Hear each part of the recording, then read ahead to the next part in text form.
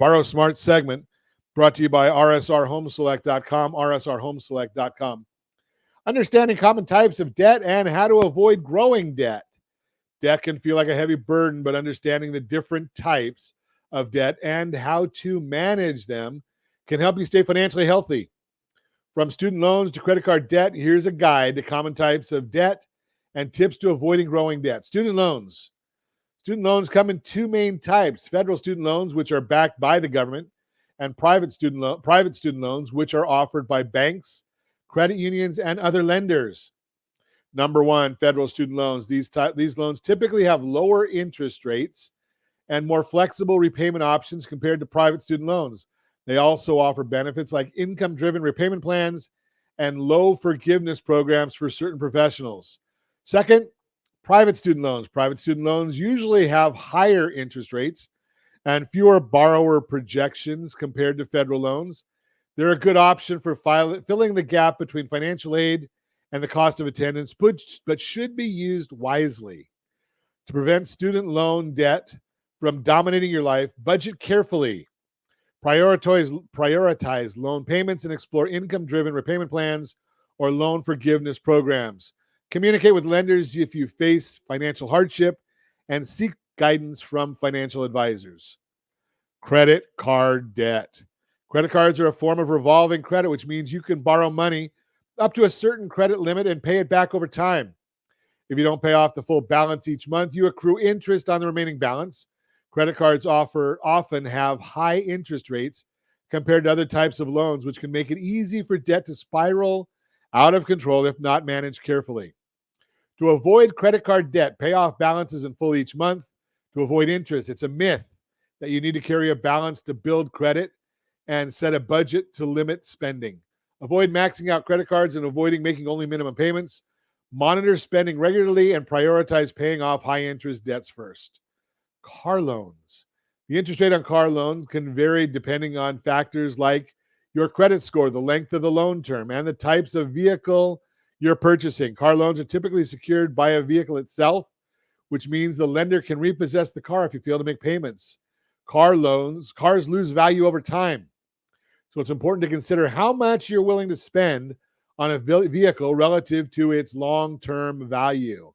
Common mistakes with car loans include not shopping around for the best interest rate, taking out loans with lengthy terms that result in higher overall costs, and failing to make extra payments to pay off the loan faster. Additionally, some people underestimate the total cost of ownership, including maintenance and insurance, leading to financial strain.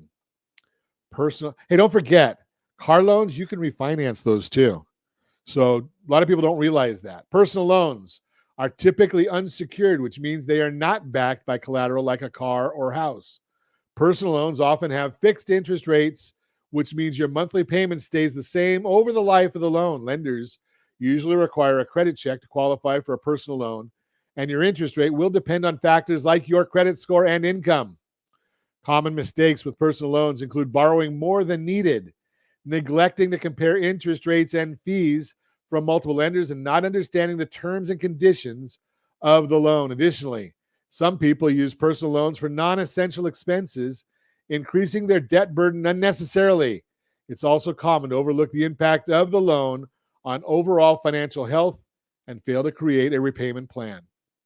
Tips for avoiding growing debt. Number one, create a budget.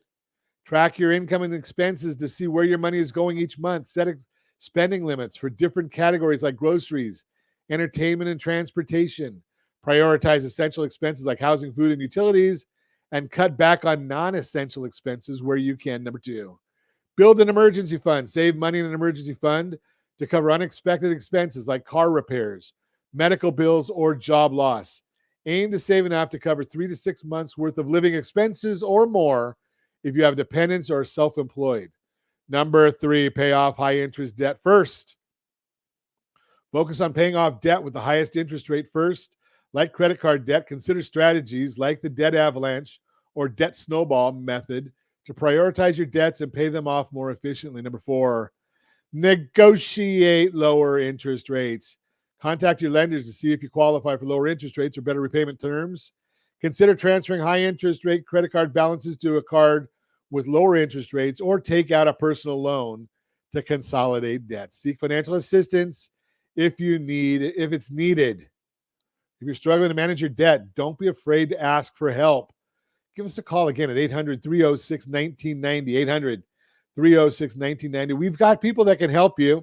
We can help with the budgeting. Our friend Chris Corrales can help you if you're looking at debt that you can't pay off over the next 60 days, unsecured debt that you can't pay off over the next 60 days. Chris has a great team over there that can help with that.